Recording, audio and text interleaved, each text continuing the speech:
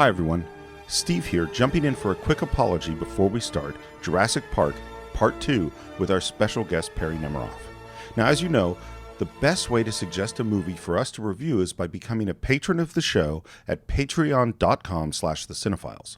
Unfortunately, I completely forgot to thank the patrons who suggested Jurassic Park when we released Part 1 last week. So before we start Part 2, I wanted to give a special shout out to Evan Bryant Isbill and Brian Kement and give Brian a chance to tell us why he picked Jurassic Park.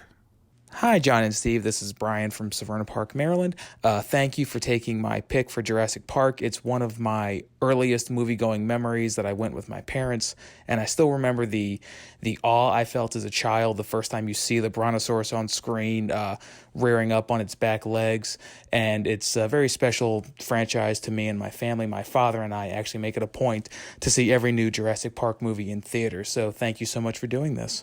Thanks, Brian. And now, let's return to the movie. Where we left off, Samuel L. Jackson's character, Mr. Arnold, was just telling John Hammond that he can't get Jurassic Park back online without the help of Dennis Nedry. I can't get Jurassic Park back online without Dennis Nedry. Cut to Dennis. Again, this is that same thing. It's that the last moment of the previous scene propels us in the next scene. He's in a Jeep. So Wayne Knight driving that Jeep with his glasses getting fogged up, feeling real cramped into that space in the pouring rain, clutching that steering wheel. He does not seem like a very safe driver. No. And he barely knows where he's going, crashes into a sign, can't figure out which way the sign is pointing. I love the way he flips the sign, like which way is the arrow naturally going to go? And then he finally crashes that Jeep completely off something, and now he gets out and he pulls out the winch. As soon as you're pulling out the winch, I don't think you're making your schedule to get wherever it is you got to go. And he's muttering to himself, falls down, loses his glasses, and starts to tie the winch around a tree, and then something goes by him. Now, he doesn't see it, but we're starting to hear it, and we hear some squeaks. He looks around, nothing. And then we see that dinosaur come out from around the tree. And this is the guy that we didn't see earlier. Dilophosaurus. Dilophosaurus. Yeah. And I don't understand his behavior with this dinosaur. Oh, nice boy. Oh, nice boy. Nice dinosaur. Oh, thought you were one of your big brothers. You're not so bad. So does he know anything about He knows nothing. Nothing. And this whole sequence continues to prove it. The only time that Dennis knows what he's doing and he has any confidence and tact is when he's working on the computer. Yeah. The second you add in another person he has to rely on, a place that he has to get to physically, or any understanding of these dinosaurs whatsoever, he doesn't know. And the thing is, if he even just read maybe whatever the most bare bones sentence about a Dilophosaurus is in whatever brochure they're giving out, they would know that it spits venom. Right. Yeah. Which, by the way, they don't. That's all made up for the movie. Oh, was it really? Yeah. And so I think is that big frill. That's something that was invented for the movie because they wanted to distinguish them from the Velociraptors. Yeah, and it looks so good. So cool. So good. Scary as It scared the Yeah. crap out of me. I still remember the first time I saw it. When that thing screams at him. It scared me quite a bit too.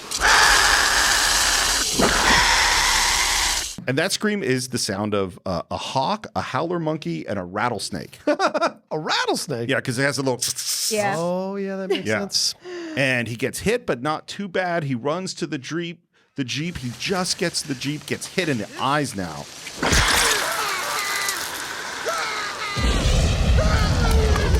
Really screaming, hits his head trying to get into the Jeep, and then gets in, and there's a moment of, oh, maybe he made it. Yeah. No, that dinosaur's right in the Jeep with him.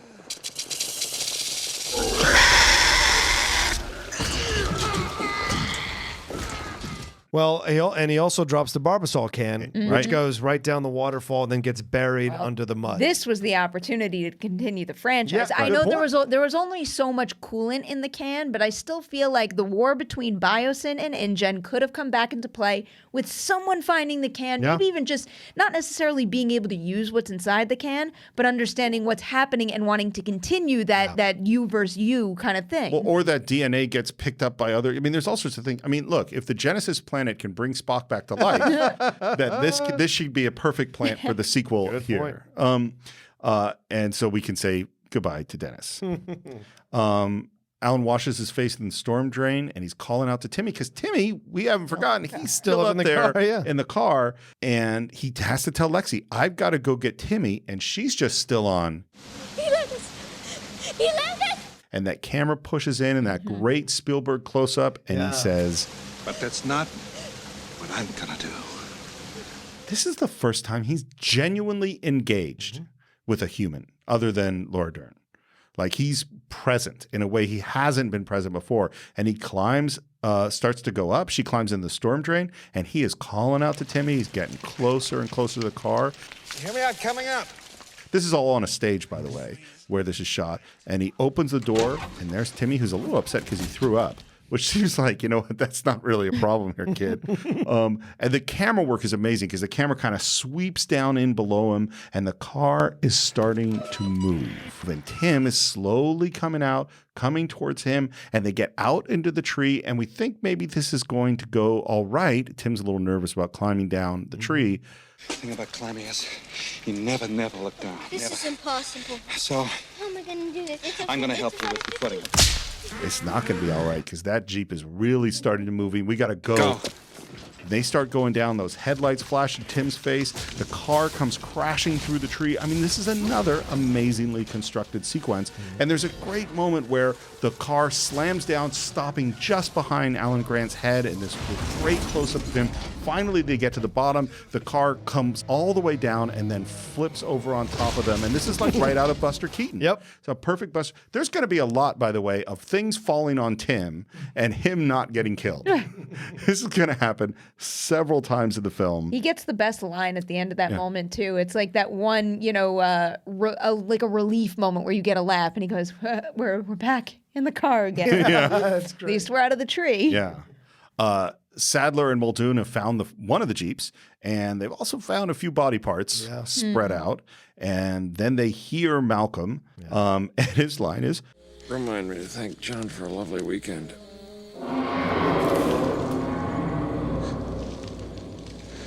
Can we chance moving him? Please chance it. he's so funny. Still trying to find the other Jeep, and then she finds it. But there is no one there. And really, we got to get Malcolm back because he needs medical attention. And so they got to leave. And they're in the Jeep. And what do we hear? Oh, man. We hear those footsteps. And this is another really, really well-constructed sequence. Malcolm in the back, and suddenly that T-Rex appears, and it starts charging at them, and it's a race. Yep. And the Jeep is heading off, and Malcolm's going, Must go faster. T-Rex is getting closer, and there are great reactions to the car. And then we have another brilliant idea. We see in the side view mirror, objects in mirror are larger than they are, closer than they appear. I have never looked at a mirror on a car without thinking Me about too. that I have moment. the same thought every single time. And there's a fallen tree, and the T-Rex crashes through it. It butts its head with the Jeep. And by the way, this came from reference from a rhinoceros on a safari that would do this to a Jeep, and that's where they got this idea. And that thing is really, really close. And finally, we get the car into a higher gear, and we slowly pull away from the T-Rex.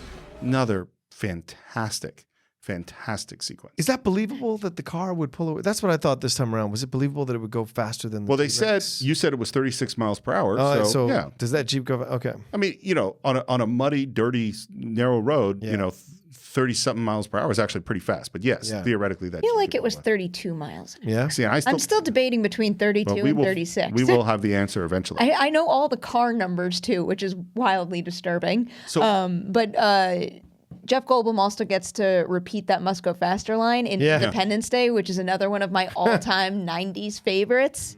You can have that one. Yeah, That's I not know. one, not I one of know. my favorites. I'm all like, I can't even embrace it as much anymore because of Resurgence. I never Stop even it. occurred to me to Resurgence is not Keep as it bad as that Perri way. thinks. Oh, it's that bad. She's It's really crazy. bad. She's crazy. It's such a fun movie. So one more thing on the making. One of the other things Spielberg did. So in addition to doing storyboards for everything, he got a little lipstick cam and a bunch of toys and filmed all these sequences with a lipstick cam. So essentially making early animatics or visual reference. And then Phil Tippett, our guy who was the stop motion guy, did stop motion dinosaurs and composited them into all of Steven Spielberg's films. So he actually worked out all of this in advance. Wow. He is, and what's so interesting about this is, so Spielberg is a prepared filmmaker. You know, my students in class, this is what I teach them, not to say you could be Steven Spielberg, but to go like, you need to have your shot list. You need to work out what you're doing in advance because you have limited time and you have limited resources, and that's what a prepared filmmaker does. And Jurassic Park was prepared to the nth degree. And then right when he wraps photography on this, he goes off to Poland to begin shooting Schindler's List. And this guy who had prepared for every single movie he ever did decided when he shot Schindler's List that he was not going to do a shot list. He's not going to do a storyboard. He's going to walk on the set in the morning and decide what to shoot right then, in the moment. And so he shot Schindler's List in a way he had never shot anything before. And still made it work. Yeah. Well, And won an Oscar for it. That's an understatement. I mean, yeah, I think when you are a master filmmaker, as Spielberg is, there's a time where you can go work without a net. Yeah. You know, and that's also why Schindler's List looks different from any other Spielberg film. Agreed. It's another movie we'll do at some point, although, oh my God, it's a rough one for me. Yeah, very, me too. Very tough film. Okay. We're with Alan and the kids. We're hearing the roars in the distance. They climb up a tree.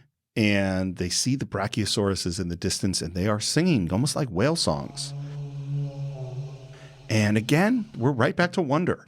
Even in the midst of the terror, we can still have the wonder at seeing these animals. Yeah. And he calls to them, which seems like a weird choice. And then one pops up right near them, and Lexi's freaking out. And I would say correctly so. Yeah. You should be freaking out when a giant animal like that is right near them. And they're trying to kind of comfort her, like, no, this is an herbivore, which I think they call a vegisaur. Yeah, Vegisaurus. Vegisaurus. Yeah. And they even like hold out a branch for it to eat. This is really stupid. I really like. Oh, you think it's stupid that they hold out a branch for it to eat? Absolutely. I probably would have done that. Yeah, it's sweet. You don't know anything about this animal. Just saying an animal is an herbivore doesn't mean it's not dangerous. Hippos kill way more people. They kill like 800 people a year. The hippos do. Yeah. They're herbivores. Yeah. Elephants kill like 400 people a year. They're herbivores. Like any big animal is really dangerous. And those are huge animals. And it could just, but it's beautiful and it's cute and it's lovely. I just think it's dumb. It's like a big cow. And then as Alan tries to sit down, he gets a little poke because in his back pocket is still that velociraptor claw. What are you and Ellie gonna do now if you don't have to pick up dinosaur bones anymore? I don't know, I guess. Guess we'll just have to evolve, too. And then we end this scene with Timmy saying a whole bunch of blind dinosaur jokes. I didn't know that was a thing. Had you ever heard blind dinosaur jokes? No. I didn't. Do you think he saw us? Sorry, Rex is the dog. We go through the gift shop, hearing a much different version of the Jurassic Park theme, and there's John Hammond all alone, eating some ice cream. Melted ice cream. Yeah, and Ellie comes up, and there's this talk about... That'll be fine. Who better to get the children through Jurassic Park than a dinosaur expert? By the way, I want to say something here. This when before the scene starts, what Laura Dern does here is really interesting. As an actor, you watch this, right? The hands out on the table before she sits. That's almost like a little bit like a teenager about to talk to her dad about something she doesn't want, like she's concerned that to talk to him about. And I love that she does. It's just a little thing, but it conveys so much about how she reveres who John Hammond is and what he's done, but she has to have the uncomfortable conversation with him that she doesn't necessarily want to have. It's a little thing. I think it's a great point. It's the difference, right, in these great movies. But it's her way to kind of be like, I'm reaching and I'm not sure if I should. Really good point. I love it. Because she's going to have to be pretty harsh with him. Yes, and that's what I mean. Yeah. She's setting herself, she's preparing herself to do it. And then he tells this story about the flea circus. And this is his first story. And what's interesting is nutty story. The flea circus is essentially a con job. It's that we're going to have all these little mechanical things and say it's a flea circus, and people will believe that they can actually see the fleas when really it's all an illusion. And it seems as if his whole life's work has been to reverse this, to make it be for real on some level. I wanted to show them something that wasn't an illusion. Something that was real. Something that they could see and touch. I got some shit to work out with my mom about it. That's really it's going to cost lots of people their lives. And he's still kind of going. He's still defending his position. This is not my idea is not devoid of merit.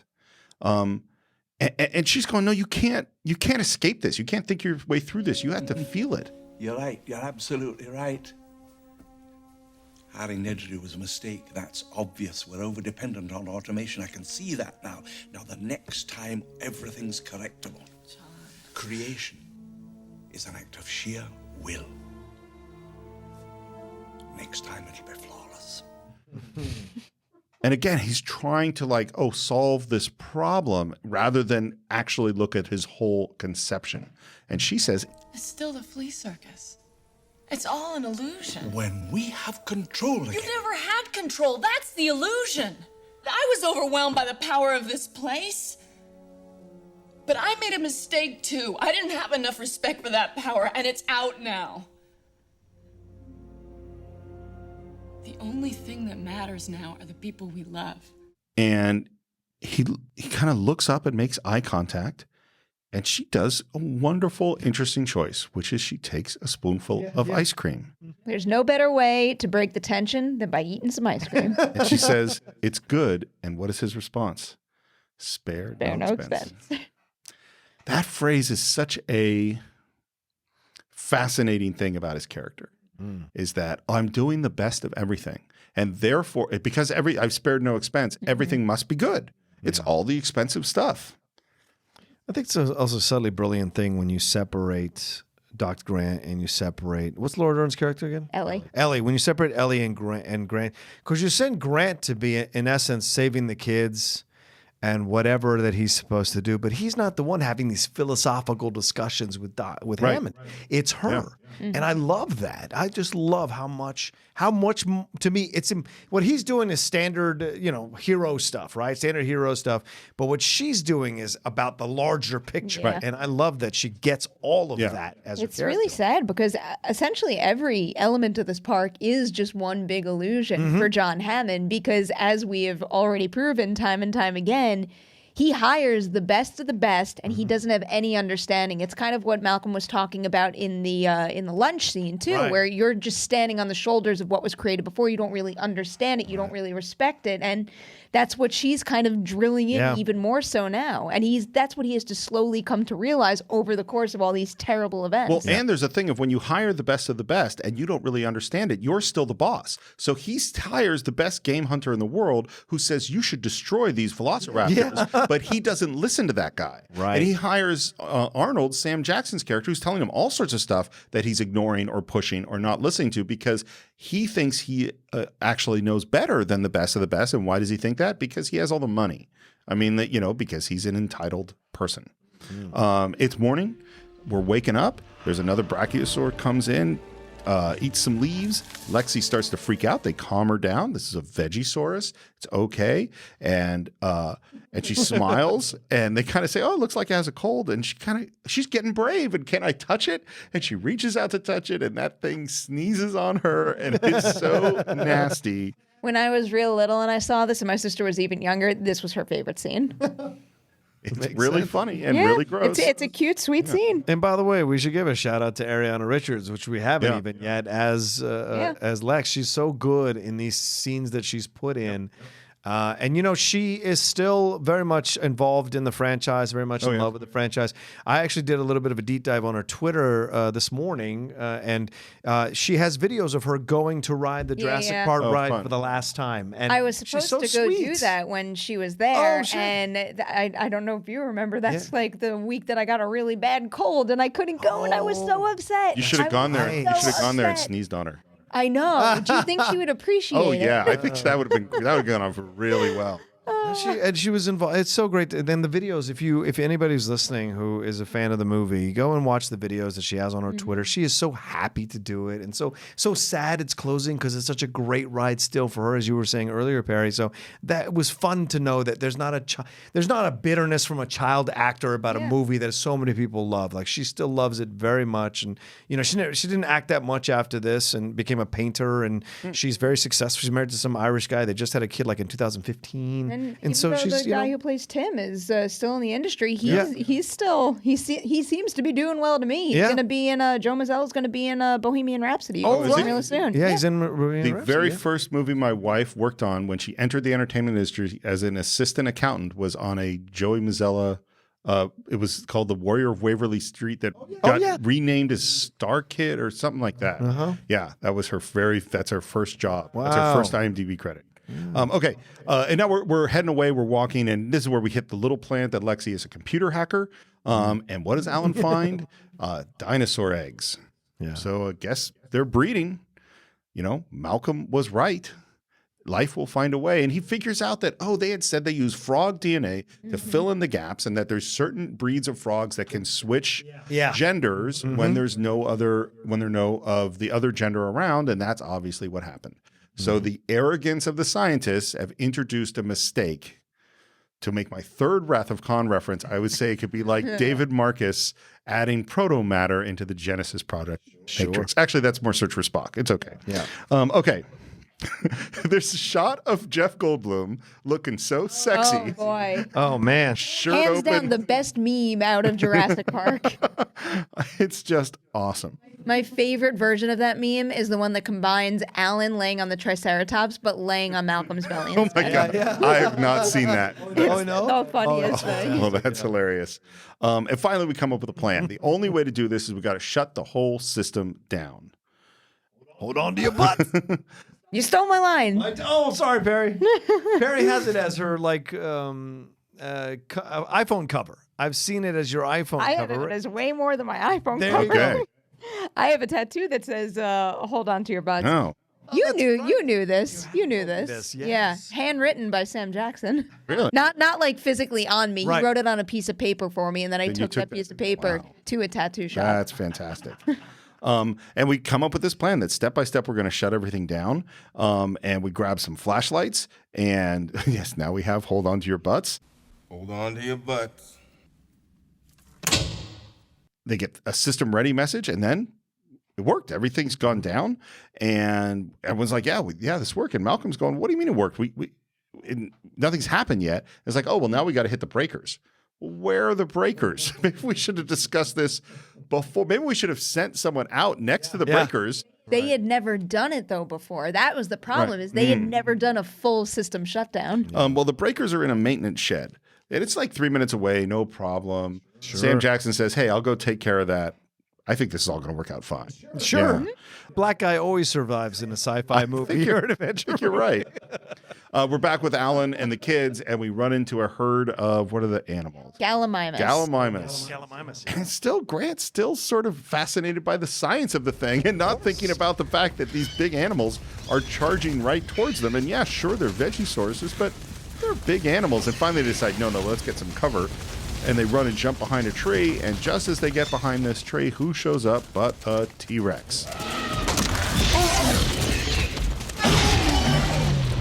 Well, Grant says they seem to be running in a pattern away from a predator. Oh, he does say that? Oh, I don't remember that one. And then you're like, what do you mean? And then you see it happening. Yeah. And that T-Rex grabs that Gallimimus and shakes it and kills it. That poor thing. It's like there were so many of them. Could you imagine being the unlucky Gallimimus that it actually caught? Mm-hmm. Yes, I can. By the way, the sound of that T-Rex killing that animal is Gary Rydstrom's dog playing with a rope toy. Oh, jeez. And they watch, and they're kind of like, maybe we should get out of here. And they get the hell out of there. Especially because they're considerably slower than Gallimimus. So we're still back in the control room, and it seems to have been a long time, and maybe something went wrong. And Hammond's line is, it's just a delay. When they opened Disneyland in 1958, nothing worked. Yeah, but John, if the Pirates of the Caribbean breaks down, the pirates don't eat the tourists. That's a great line. Always good for a line. And finally, Ellie says, I got to go. Muldoon says he's going with her, and Hammond's grabbed some plans. And finally, and we grab some walkies, and he goes, you know what? It should be me that goes. and there's kind of a why, and he starts to say, well, and Ellie's response is, Look, Come on, let's go. we can discuss sexism and survival situations when I get back. You just take me through this step by step. I'm on channel 2. it's a great line. It's an 80-year-old man thinks he should have. And turns out he can't even read a map. Yeah, right. And we're outside, and Muldoon, who has grabbed a big gun, is kind of scanning the field, and they walk past the Raptor enclosure, which is torn completely open. We see Raptor tracks. We realize the shutdown must have turned off all the fences. And he takes off his hat, which is just a sort of a great moment. And they see the maintenance shed. And she goes, well, we can make it if we run for it. And he says, no, we can't. Why not? Because we're being hunted. Oh, God. From the bushes straight ahead. Great moment. And he finally comes up with a plan. You run for the shed. I've got her. Now, I think what his plan is he's using her as bait. Is that what you think is going on? Yeah. Is that he knows she's going to go after her, or I assume.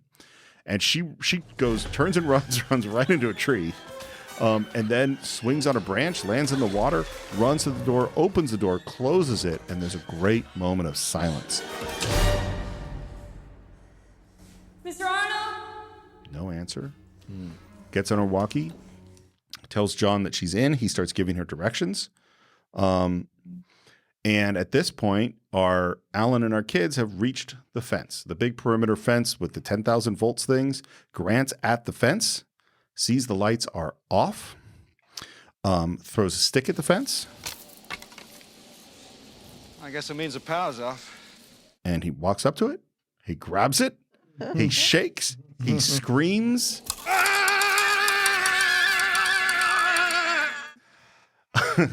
Lexi did not like that joke. Tim thought it was hilarious. Again, this relates to Jaws, because in Jaws, and I'll tell you why, is that there's the moment in Jaws where the two kids have the cardboard cutout of the shark fin, and we have the fake scare. And one of the things Spielberg and John Williams decided was that when they do the fake scare, we would not have the shark theme. There would be no music, because they didn't want to cheat the audience. Right. No music in this moment either. It's a completely silent setup. Is that I don't think there's any moment we're really thinking that he's actually getting electrocuted. We are not faking out the audience. And now we're trying to see if there's some way to climb through this fence. Yeah. But there is not. The only one way to go, we got to climb over. At the same time, Ellie has reached a dead end, and John is trying to give her directions, but apparently he's not so good at reading schematics as he thought he was. What is he good at? How did he make his money? That's what I want to know. Circus. Oh, ridiculous. No, I don't know. Well, and was he born with money? Or we don't know. I don't know. Once again, no backstory. It's a good point. Is it in the book? I mean, him having a company called InGen. Right. I imagine they've developed some sort of genetic engineering that has paved the way to it being this gigantic operation. I feel like I know the answer to that, and it's not coming to me. So now Ian Malcolm is giving her directions on where to go and to follow something through back towards the box that says high voltage, and she goes into it. And just as she's getting into where she's going to turn the power on, our Alan and the two kids are near the top of the fence, and they're trying to climb over the fence. And there's a great camera shot that moves through the fence underneath them. Really, really good shot. And now we're back to her turning on. And John says, well, you got to pump it first to prime it before you turn on the power, which she does. It's charged. We have this big green button. She pushes it. Power is slowly coming on. Back at the fence, the lights and the alarm start going. Yeah, the Again, blue light. really, really good setup. And we start to go, oh shit. And they start to realize something's going on. They start to climb down faster. And Timmy starts to fall. And he now grabs on, and he doesn't really want to let go. And she's on to the switches of turning on the individual park systems. And we see what each of the things she's turning on. And we see the one down at the bottom that she's eventually going to get to. That's the perimeter one, which is the one that they're climbing on right now. And she goes switch by switch by switch. And now Grant and Lexi are down on the ground, and they're saying, come on, Timmy, go, go, go. Timmy! Get down now! Tim, you're gonna have to jump. You crazy? I'm not gonna jump! Tim, do it, Let's go! I'll count to 3. 1, 2, 3! And then she flips that switch, and the power comes on, and Timmy gets blown right off that fence into Grant's arms, and they hit the ground. That is so perfectly cut with the reveal of the Raptor, too. It is. Like, it does not miss a beat. It doesn't let you get a breath. Right. Because right when he happens, he catches him. Timmy's on the ground. Grant says he's not breathing. And then Ellie says, Mr. Hammond, I think we're back in business. and then that Raptor comes right through that wall. And she screams, perfectly timed. She's running. She gets through a gate, closes the gate, and then she goes back, feels a hand on her shoulder, goes, Oh, Mr. Arnold. It's just an arm. and more screaming, and she's running away. She's limping now. She gets out of the bunker, slams the door, gets out of the fence, sits down crying. And now we're back with Muldoon hunting a raptor. Yeah. And it all happens real slow. He climbs through a branch, puts down his hat as he sees movement. He slowly raises the sight. He aims carefully, and then, just as he's about to fire, there's movement right next to him, and there's a perfect rack focus to the raptor, and he says, "Clever girl." It's also basically showing you in action exactly what Grant described at the beginning of the movie. Yeah, and exactly what Muldoon talked about with them being intelligent in the way they hunt. Also, but like specifically, it's like the other two are there and you didn't even see the third one coming. Also, it's the reverse of what Muldoon was trying to do, was to use her as bait. Yeah. They used the raptor that he was going to shoot as bait to trick him into that moment, and so they attacked him from the side. Yeah, great. And I think we really like that guy. We really Muldoon, yeah, absolutely. This guy is a cool guy, and it sucks when he gets wiped out. Yeah. Well, and this is your Quint thing too, is that his death in a way has a parallel to Quint's death. Yep. Is the guy who was the best hunter gets taken out, and because Quint describes someone getting bitten in half, and that's exactly what happens to him. Yep. Yeah, I hadn't thought about that, but there's a good parallel there. And that's how you keep it PG. Is it PG-13 this movie or PG? I think it's PG-13. I think it's PG. That's how you have his death occur behind the leaves. So Yeah. you don't see blood, but you hear the screams. The screams are still bone chilling. They are. Yeah. Back with Alan, he's given mouth to mouth to Tim, and Tim coughs and comes back, and the first thing he says when he wakes up is 3. 3. And his hair is like matted. It's so great. And hey, we made it Human back to piece of toast. we made it back to the main building. And we get inside.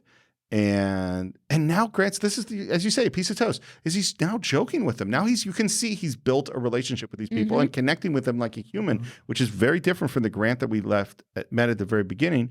And he says, "I'm going to be back soon. You just stay right here," because he thinks they're safe.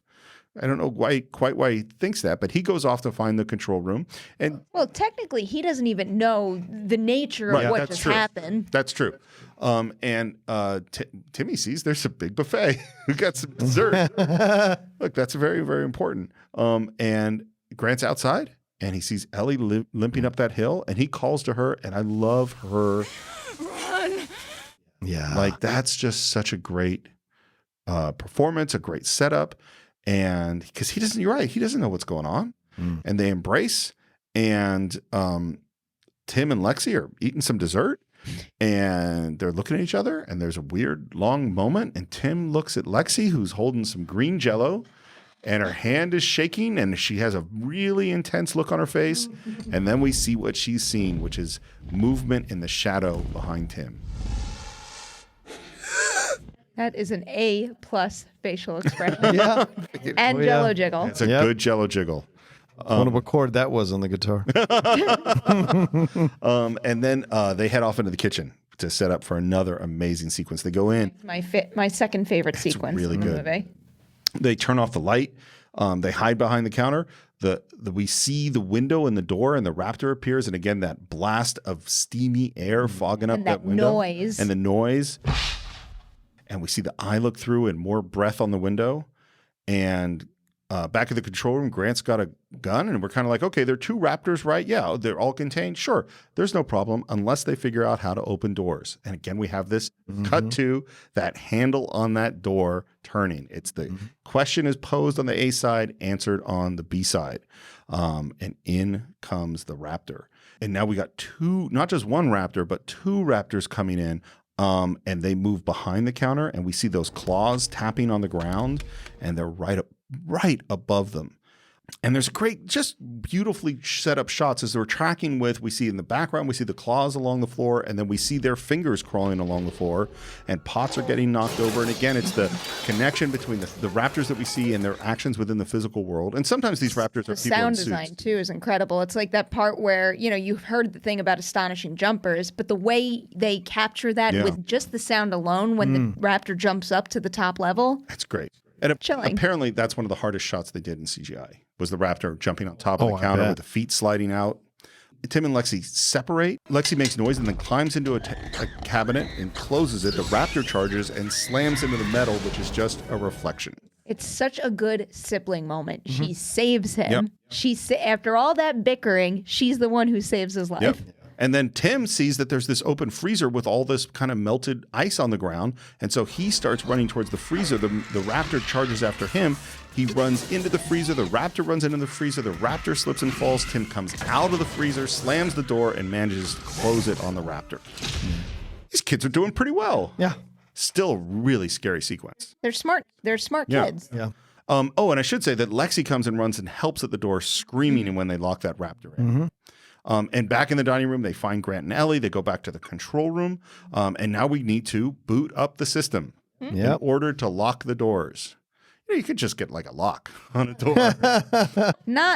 All the locks are controlled by the system because he puts his fingers on the door as he's screaming to her to boot up the door lock. There's no way for him to physically lock that door. And who comes up right then? But a raptor comes up and he's trying to close the door on the raptor. And Ellie's at the computer because she's supposed to lock the doors. But she jumps up to help him close the door. And they are both trying to push that thing closed. Well, who's going to work on the computer?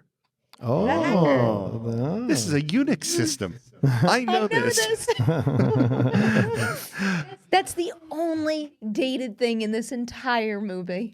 A Unix system, yeah. Well, Mac OS is a Unix system. This is a Unix system. Stop. It is, for real. That's it's the base of OS 10. Oh, okay. She's a quiet nerd. All right.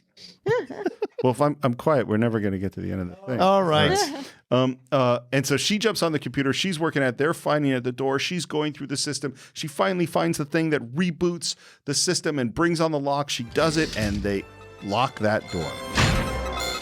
One other thing that always crosses my mind that doesn't make any sense is look at this scene, the way that Ellie is helping Grant hold the door. She is literally laying against the door hinge. Yeah. That does nothing. Yeah. Nothing. And also, why is Tim standing there pulling his hair out when he could have handed her the gun that she couldn't reach? Well, the abandonment of the guns is so bizarre to me. Yeah. Like, there's a big gun right there. I would shoot it. She can't reach it. Yeah. And they call Hammond on the phone and say the phones work. And he asks if the kids are all right. They are. And they're like, let's get the helicopter so we can get out of here. And then they start climbing up and leaves the gun behind. I don't know why. And we're now into kind of our last big sequence. There's a great shot where we see that the Velociraptor, which has somehow gotten into the control room, and it's just covered in computer code. It almost looks like the Matrix. It's a DNA. Oh, it's the DNA projection from the... Yeah, like G, whatever. Like, clearly I don't know science, but like, like the A, the T, whatever. Right. The protein strands, that's what it is. And it's a great shot. And they go up into the crawl space, into the ventilation area or whatever. Sure. It seems safe. They do some Die Hard crawling around. Her face is placed on a stunt actress's face in that when she falls through, and it's done so. Like the first time I ever heard that, I went back and I'm like, I'm gonna look for the seams here. It looks so good. It looks really good. It's a really scary looking stunt. As the first the raptor comes up, and then it drops down, and she drops down and grabs on, and we're now down into the main room, and there's the scaffolds around the skeletons, which we've seen from the beginning of the movie, and another raptor appears. By the way, I was watching, and there was a great surround sound moment at this that just totally made me jump. As that other raptor comes in, and they end up having to climb down onto the skeletons. And the raptor's jumping onto the skeletons, and the skeletons are breaking apart, and they're spinning in different directions, and Tim jumps off, and the cables start to break, and Lexi falls down, and Ellie falls down on stuff, and she falls on top of Grant, and then the big spine falls down right towards Tim, and naturally it falls all around him, which seems to happen over and over again to this kid. And now we're on the ground, and in come all three raptors. And Grant's kind of standing in front of everyone else trying to protect them and don't know exactly what he's going to be able to do. And the raptors are coming in. They're about to lunge at them. And in comes the T-Rex.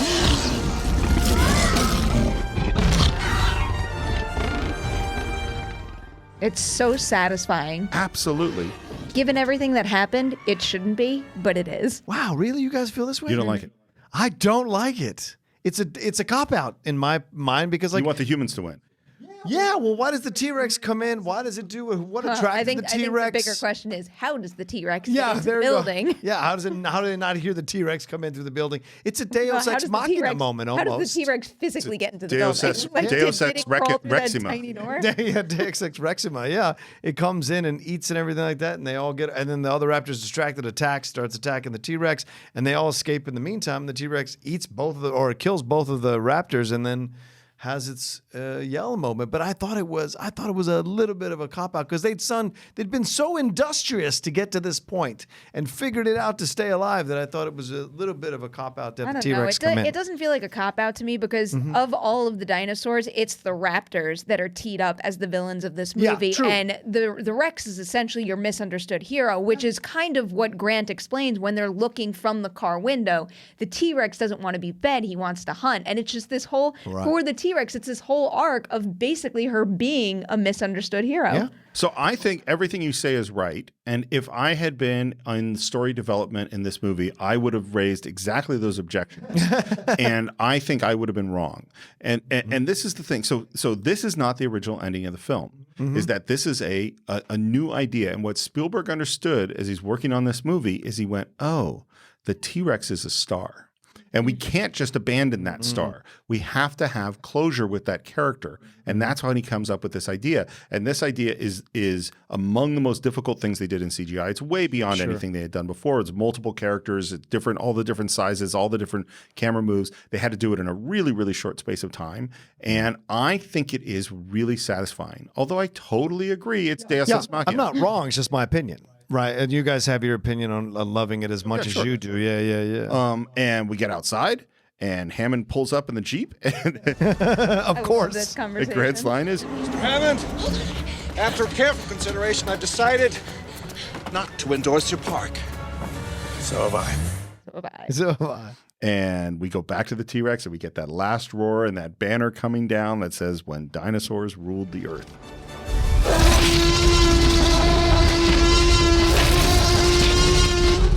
yeah. That's great. We're at the helicopter. They load the kids in. They get Malcolm in. Hammond takes one last look back at the park. So what are you doing? Yeah. It was like his life's work. He can have one last little look. I guess you're right. They get him inside. They're flying off in the helicopter. He's just looking at that fly in amber at the head of his cane. And the two kids are snuggling with Alan Grant. And Ellie smiles at him, and he opens his eyes, and he looks at her, and there's just a great little smile back. And we know that we don't have to say anything. We understand what's changed within him and within their relationship. Add in the score, and it really heightens the sentimentality of that moment, too. Do they ever come back to the franchise? Who? Laura and Sam Neill? In Jurassic Park 3. They do? Yeah, and the kids show up in Lost World. The third movie in the franchise is all about Sam Neill physically returning to the park and leading a set of parents who are looking for their kids. It's William H. Macy, Tia Leone, and then Alessandro Nivola. Literally no. I know I've seen it. I have no memory of the movie I didn't think it was that bad of a movie. I remember liking it more than Lost World, but maybe going back and rewatching it now, I might not feel the same way. It's not great, but revisit I have a soft spot for this franchise. I will watch it if it's on. Well, maybe I'll take a Saturday, Perri, and revisit those two. Okay. And they look out the window, and there are pterodactyls. Yeah. Or what are they? Pelicans. Pelicans. I thought they're pterodactyls. No. They hadn't introduced those until Jurassic Park 3. So it's just pelicans? Every time I watch the movie, I'm like going, oh, those must be pterodactyls. I think actually, Jurassic Park 3 does end, and it's not even a pterodactyl. I think it's a pterodon. Is the actual name for the dinosaur that you're seeing? All right then. Yeah. Well, it's Fun the fact. birds reference either way that he was making at the beginning. Yeah, exactly. We have reached the end of Jurassic Park on our epic journey. Normally when this happens, I say again. Yeah. A couple things about post-production, because the weirdest thing that happened is that as soon as they finish shooting, Spielberg leaves. And he goes to Poland to make Schindler's List, and he supervises post, the effects, the music, the sound design while making Schindler's List. Jesus. So he's in the concentration camp every single day, and then 4 times a week he's off on conference calls and video conferences and reviewing sound design and music cues and effects. I just can't making a movie is really, really hard.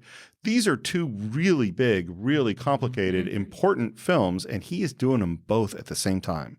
It's the first time he ever was not at the scoring session with John Williams. The only time I think in his entire career that they weren't together for that. And you know what can we say about this film? It's the first movie that has digital sound. This is when digital sound started going to theaters. The movie cost $65 million to make. It became the highest grossing film of all time at that time. It's made over $1 billion. And he makes it at the same year that he makes Schindler's List. Yeah. Two wildly different films. And I bet him doing The Post helped him keep his sanity doing Schindler's, because it keeps you out and you see this adventurous film, you can at least balance it out a little bit. To me, that accomplishment of making the most successful popcorn movie of all time at that time, the most successful box office film of all time, while simultaneously making a Best Picture winning, I think one of the greatest films of all time, period.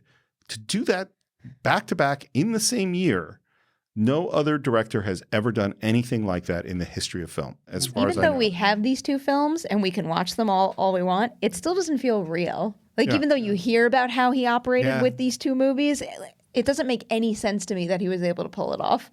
It's totally stunning to me. Well, and this is, I will say, I'm not saying that Spielberg is the best director of all time. I think he is the greatest director of all time. Wow. That there is no one who has. He is the biggest box office director of all time. And still working. And still making really good films. Like, I just watched The Post recently, which I hadn't seen. The Post is a good film. Post is great. Really good movie. Yeah. Like, there's nobody like him, you know? It's like people, you can make statements about Citizen Kane and Kubrick and Hitchcock and Kurosawa and all these people, but nobody's done what Spielberg's done. And these two movies are the example of it. Be able to make Jurassic Park and Schindler's List in the same year. Nobody's like that. Spielberg is my personal favorite director. Wow.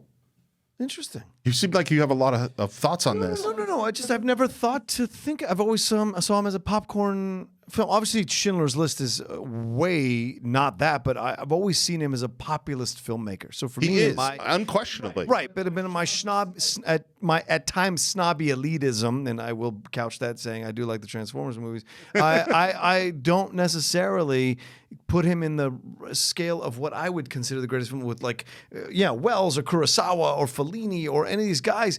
But there is a case to be made because to work consistently from the early 70s to 2018 and still have great films that are crowd-pleasing films, and also films like The Post that make you think about political times. Films like Lincoln and Saving Private Ryan, right. They have their Private Ryan. They all have their incredible messages that they're trying to say and to consistently keep working. Even Ready Player One was enjoyable on my end. I liked it. Well, even when he makes something that could be considered a crowd pleaser, and maybe you can't compare that to a masterpiece like Schindler's List, he never makes a hollow crowd pleaser, which I think that's why certain directors who tend to do things like that aren't held on like the same level as others. But every single movie that I've seen of his that I have fallen in love with, it's got something real, something I could feel, something I think I could reach out and touch. And I think that's why his movies that are major blockbuster hits, crowd pleasers like Jurassic Park, E.T., all that stuff, that's why those contribute to him being one of the best filmmakers of all time. I think that's you guys make me rethink this thing. Absolutely. I mean, there's